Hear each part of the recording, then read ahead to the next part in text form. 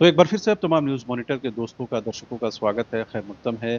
आपसे थोड़ी देर पहले आपसे थोड़ी देर पहले झारखंड के मुख्यमंत्री हेमंत सोरेन ने अपने हाथों से 289 पदों के लिए जो है नियुक्ति पत्र का वितरण किया और ये नगर विकास एवं आवास विभाग के अधीन तमाम जो सफल अभ्यर्थी हैं वो कार्य करेंगे और विभिन्न पदों के लिए इनको नियुक्त किया गया है। प्रोजेक्ट भवन में इसके लिए बाजाप्ते कार्यक्रम का आयोजन किया गया और वहीं पर जो है मुख्यमंत्री हेमंत सोरेन, उनके काबीना मंत्री राधाकृष्ण किशोर, सुधीर कुमार सोनू और संजय प्रसाद यादव मौजूद थे। उनकी मौजूदगी में जो है ये वितरण जो है नियुक्ति पत्रों का किया गया। लेकिन अब से थोड़ी देर पहले झारखंड के पूर्व मुख्यमंत्री और वर्तमान में बीजेपी के प्रदेश अध्यक्ष बाबूलाल मरांडी ने जो कहा है वो बेहद परेशान करने वाला है। बाबूलाल मरांडी ने इस नियुक्तियों को लेकर के सरकार पर गंभीर सवाल उठाए हैं।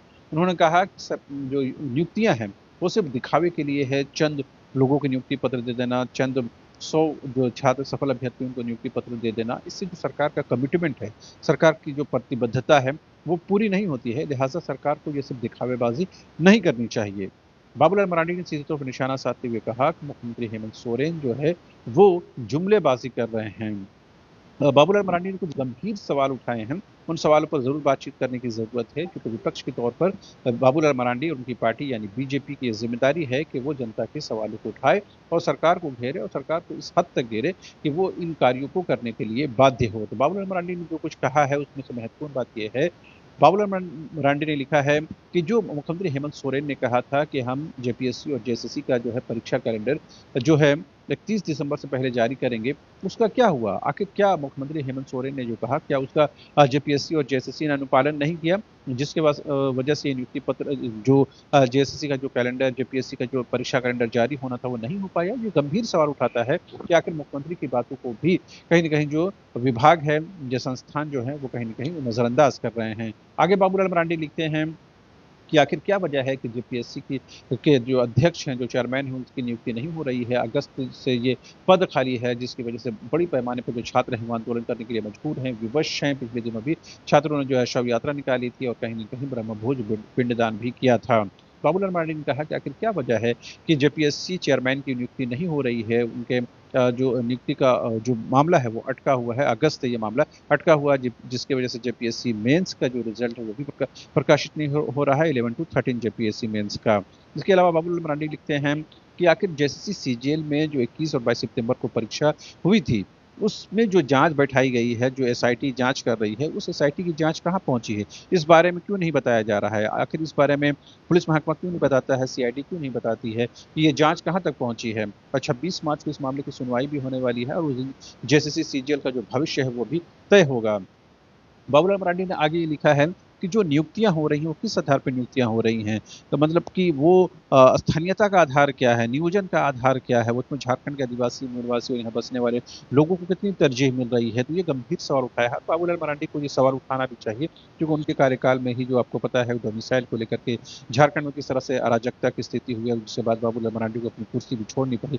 जाहिर सी बात है विपक्ष के तौर पर उनको सरकार को घेरना चाहिए और बहुत हद तक घेरने की जरूरत है। उसके साथ ही उन्होंने ये भी कहा है कि झारखंड के युवाओं को कितना आरक्षण दिया गया, यानी कि ये जो नियुक्तियां हो रही हैं उसमें झारखंड के युवाओं का रिजर्वेशन कितना है, उनको कितनी नियुक्तियां मिल रही हैं, क्या बाहर के परीक्षार्थी इसमें सफल तो नहीं हो जा रहे हैं, क्या बाहर के लोग तो नौकरियां नहीं ले जा रहे हैं? ये कुछ गंभीर सवाल बाबूलाल मरांडी ने उठाए हैं और उस दिन उठाए हैं, उस क्षण उठाए हैं जब थोड़ी देर पहले मुख्यमंत्री हेमंत सोरेन और उनके काबीना मंत्रियों ने जो है 289 पदों के लिए नगर विकास एवं आवास विभाग में सफल अभ्यर्थियों को नियुक्ति पत्र दिया है और तमाम लोगों को शुभकामनाएं भी दी हैं और उनसे कहा है कि आप झारखंड के विकास और डेवलपमेंट में जो है अपना जो कंट्रीब्यूशन है वो कहीं ना कहीं कंफर्म करे। तो बाबूलाल मरांडी ने इस बीच में कहा कि जेपीएससी में चेयरमैन की नियुक्ति क्यों नहीं हुई, जेएसएससी सीजीएल में जो पेपर लीक की जांच हो रही है उसका मामला क्यों नहीं अब तक हल हुआ, वो कहाँ तक पहुंचा है, नियुक्तियां हो रही हैं, उन नियुक्तियों का आधार क्या है, डोमिसाइल क्या है, और जो नियुक्तियां हो रही हैं इसमें झारखंड के छात्रों को कितनी नियुक्तियां मिल रही हैं,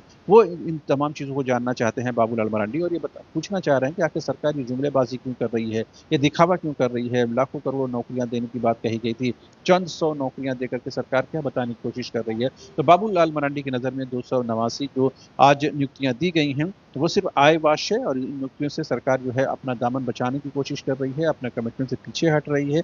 बहरहाल 289 जो सफल छात्र हुए हैं और उनके जो परिजन हैं उनके लिए आज बेहद खुशी का दिन है और कहीं न कहीं तमाम जो सफल छात्र हैं, वो इस बात को लेकर खुश हैं कि सरकार ने उनको नियुक्ति पत्र दिया है।